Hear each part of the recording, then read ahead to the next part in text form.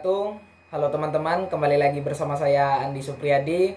Di sini saya akan membahas pendekatan evaluasi dengan MK, evaluasi dan hasil pembelajaran, dan dosen pengampu yang saya hormati Ibu Silviana Hidayati MPD. Baiklah teman-teman, langsung saja memasuki ke pembahasannya. Pendekatan evaluasi merupakan sudut pandang seseorang dalam menelaah atau mempelajari evaluasi. Dilihat dari komponen pembelajaran, pendekatan evaluasi dapat dibagi dua, yaitu pendekatan tradisional dan pendekatan sistem. Yang pertama, pendekatan tradisional. Pendekatan tradisional ini berorientasi pada praktik evaluasi yang telah berjalan selama ini di sekolah yang ditunjukkan pada perkembangan aspek intelektual peserta didik. Dan yang kedua, pendekatan sistem. Pendekatan sistem adalah totalitas dari berbagai komponen yang saling berhubungan dan ketergantungan. Dan jika dilihat dari penafsiran hasil evaluasi, pendekatan evaluasi juga dibagi menjadi dua, yaitu penilaian acuan patokan atau sering juga disebut dengan penilaian norma absolut. Jika ingin menggunakan pendekatan ini, berarti guru harus membandingkan hasil yang diperoleh peserta didik dengan sebuah patokan atau kriteria yang secara absolut atau mutlak telah ditetapkan oleh guru. Dan yang kedua, penilaian acuan norma. Pendekatan ini membandingkan skor setiap peserta didik dengan teman satu sekelasnya. Makna nilai dalam bentuk angka maupun kualifikasi memiliki sifat relatif. Dan model-model evaluasi. Model-model evaluasi terbagi menjadi dua, yaitu model evaluasi kuantitatif dan model evaluasi kualitatif.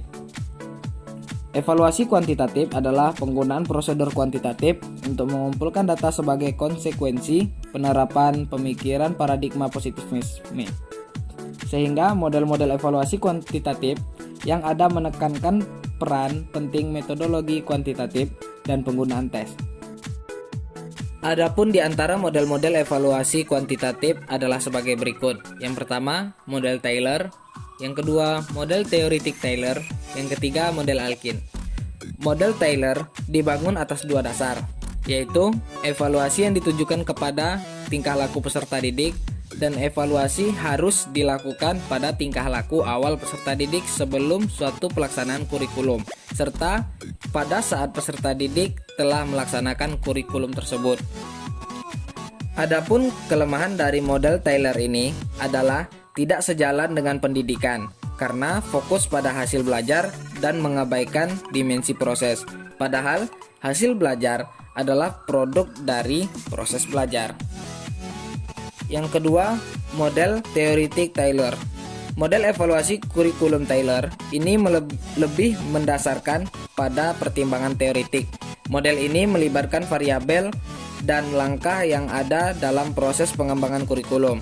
Dalam melaksanakan evaluasi kurikulum sesuai model teoretik Taylor meliputi dua hal, yaitu pertama, mengumpulkan data objektif yang dihasilkan dari berbagai sumber mengenai komponen tujuan, lingkungan, personalia, metode, konten, hasil belajar langsung maupun hasil belajar dalam jangka panjang. Dikatakan data objektif karena mereka berasal dari luar pertimbangan evaluator. Kedua, pengumpulan data yang merupakan hasil pertimbangan individual terutama mengenai kualitas tujuan, masukan, dan hasil belajar. Yang ketiga, model Alkin. Adapun model Alkin ini sedikit unik karena selalu memasukkan unsur pendekatan ekonomi mikro dalam pekerjaan evaluasi. Adapun pendekatan yang digunakan disebut Alkin dengan pendekatan sistem.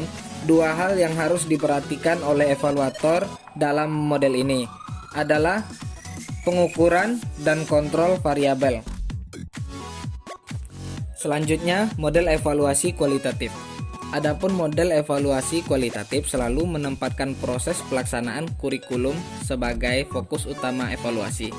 Oleh karena itulah, dimensi kegiatan dan proses lebih mendapatkan perhatian dibandingkan dimensi lain.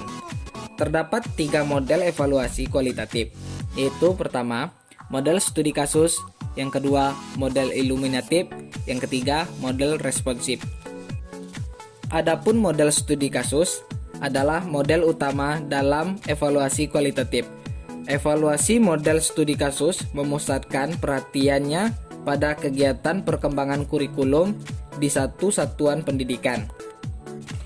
Yang kedua, model iluminatif. Model ini mendasarkan dirinya pada paradigma antropologi sosial.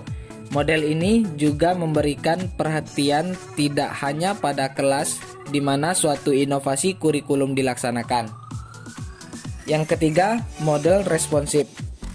Model responsif sangat menekankan terutama sekali pada kedudukan-kedudukan, pertanyaan-pertanyaan, dan masalah-masalah yang ditemui oleh perhatian para pendengar yang berbeda oleh di bawah program evaluasi.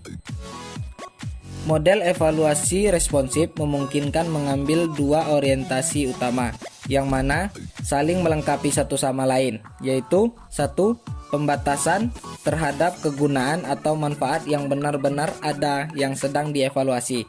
Yang kedua, pembatasan terhadap nilai-nilai yang benar-benar ada yang sedang dievaluasi. Thanks for watching. Saya Andi Supriyadi. Wassalamualaikum warahmatullahi wabarakatuh.